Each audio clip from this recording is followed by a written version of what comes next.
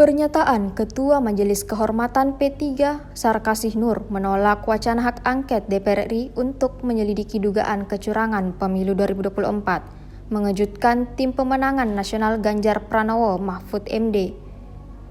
Juru bicara TPN Ganjar Mahfud, Ciko Hakim, mengatakan selama ini komunikasi di internal TPN termasuk P3 sangat baik terkait rencana menggulirkan hak angket.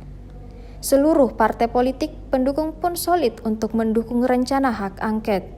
Ciko menegaskan pernyataan Sarkasih yang menolak hak angket adalah bukan sikap resmi P3, melainkan hanya individu.